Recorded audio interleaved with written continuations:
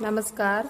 ग्रामीण महिला विद्यापीठ के जीएमबी एकलव्य चैनल पर बालाजी महिला पीजी महाविद्यालय की बीए पार्ट सेकेंड ईयर की संस्कृत की क्लास में आप सभी का स्वागत है। आप सभी इस चैनल को ज़्यादा से ज़्यादा लाइक करें, शेयर करें और सब्सक्राइब करें। आज हमारा टॉपिक है वीर काव्यम महाभारत। महाभारतम वीर काव्य के अंतर्गत रामायण और महाभारत आते हैं। इसमें से हम रामायण के बारे में जानकारी पहले वाले वीडियो में प्राप्त कर चुके हैं। आज हम जानकारी प्राप्त करेंगे महाभारतम मतलब महाभारत के बारे में। विश्व साहित्य का सबसे बड़ा ग्रंथ है। विश्व के साहित्य में सबसे बड़ा ग्रंथ किसे माना गया है? महाभारत को। इसमें 1,00,000 श्लोक है। इसमें कितने श्लोकों की संख्या कितनी है? 1,00,000 है। अतः इसे सप्तसाहस्री संहिता कहा जाता है।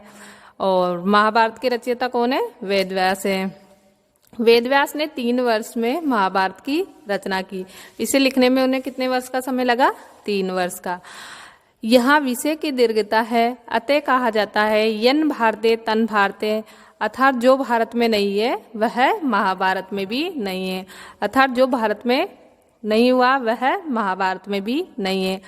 भारत का अर्थ है भारतों का युद्ध और महाभारत का अर्थ है भारत लोगों के युद्ध का महान आख्यान। इसे इतिहास, धर्म, राजनीति तथा साहित्य सभी दृष्टियों से यह महान उपलब्धि है और इसे पंचम वेद माना जाता है। महाभारत को पंचम वेद भी माना जाता है। संस्कृत साहित्य में रामायण और महाभारत को उपजीव्य काव्य कहा जाता है। ये दोनों हमारे जातीय इतिहास है। इनकी घटनाएं ऐतिहासिक है। ये दोनों महत्वपूर्ण युद्ध इसी भारतवर्ष की सीमा के भीतर लड़े गए हैं। इसमें धर्म और अधर्म के बीच धर्म की विजय का वर्णन है। रामायण और महाभारत जीवित भारतीय संस्कृति के प्रकाश स्तंभ है। रामायण और महाभारत क्या है? भारतीय संस्कृति के प्रकाश स्तंभ है। महाभारत का क्रमिक विकास जय भारत और महाभारत में हुआ। इसके विकास के 3 चरण है, जय भारत और महाभारत।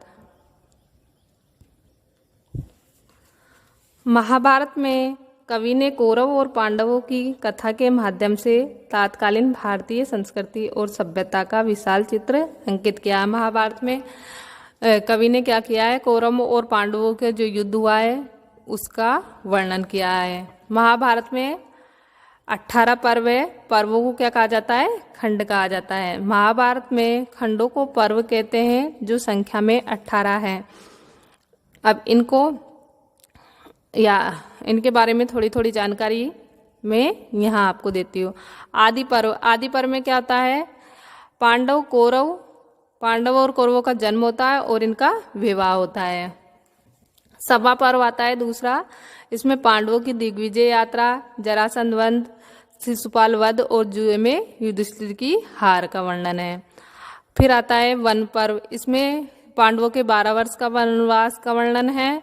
सावित्री सत्यवान कथा, जयद्रथ द्वारा द्रौपदी का हरण, इंद्र द्वारा कर्ण से कवच और कुंडल मांगे जाना, यह आता है वन पर्व में। विराट पर्व में जो पांडवों के 1 वर्ष का अज्ञातवास था उसका वर्णन है और भीम द्वारा कीचक वध। पांडवों के 1 वर्षीय अज्ञातवास का वर्णन और भीम द्वारा कीचक वध। और आता है फिर उद्योग पर्व। इसमें क्या है? उद्योग पर्व में महाभारत का युद्ध कैसे लड़ा जाना है इसकी क्या है? प्रस्तावना तैयार होती है। महाभारत के युद्ध की प्रस्तावना। फिर आता है भीष्म पर्व। इसमें भीष्म कौन रहता है? भीष्म पितामह महासेनापति रहते हैं। ये 10 दिन तक लड़ा गया और उसके बाद श्रीमद् भागवत गीता भी इसी में आ जाती है। इसमें श्री कृष्ण भगवान अर्जुन को युद्ध करने न करने को लेकर उपदेश देते हैं। इसमें गीता में कितने अध्याय? 18 अध्याय हैं और 700 श्लोक है। भीष्म सरसैया पर। फिर भीष्म पितामह जब बाणों की सैया पर लेट जाते हैं उसका यहाँ तक का इसमें वर्णन है।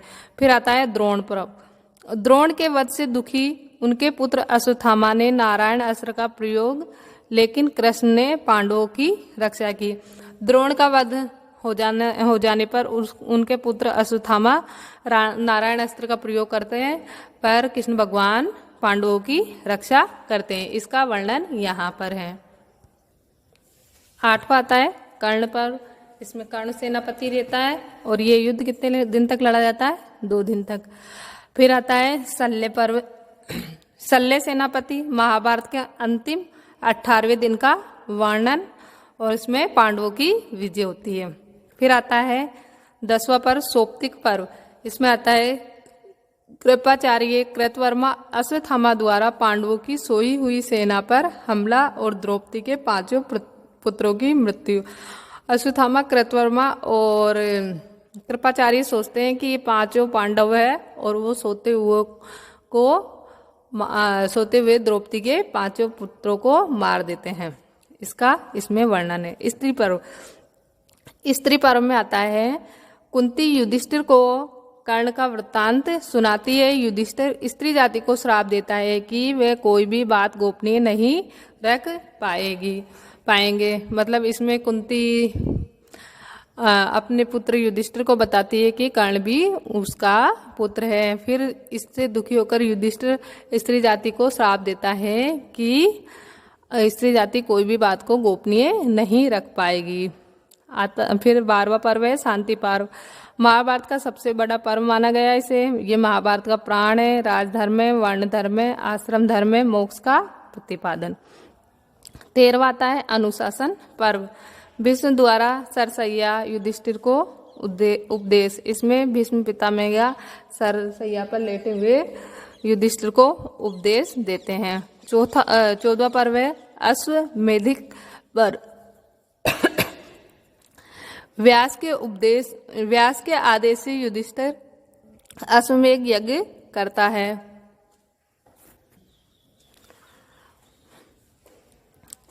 15वां आता है आश्रम वार्षिक पर्व।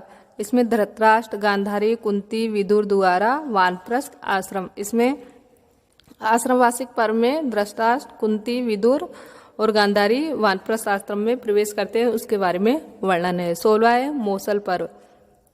इसमें क्या होता है, गांधारी कृष्ण भगवान को श्राप देती है कि तुम्हारे यदुवंश का भी नाश होगा। इसमें यदुवंश का नाश संबंधी गांधारी का श्राप सत्य है। मूसल द्वारा यदुवंश का नाश, इस पर्व का नाम मौसल पर्व रखा गया। इसमें गांधारी ने कृष्ण भगवान को श्राप दिया था, जैसे मेरे वंश का नाश हुआ है वैसे ही मूसल से तुम्हारे वंश का भी नाश होगा। इस कारण इस पर्व का नाम मौसल पर्व रखा गया। महाप्रस्थानिक पर्व। महाभारत का सबसे छोटा पर्व। युधिष्ठिर सशरीर स्वर्ग में पहुंचता है। और है 18वां है स्वर्गारोहण पर्व। स्वर्ग में कृष्ण आदि से मिलन और महाभारत का स्वर्ग। ये महाभारत के 18वां पर्व है।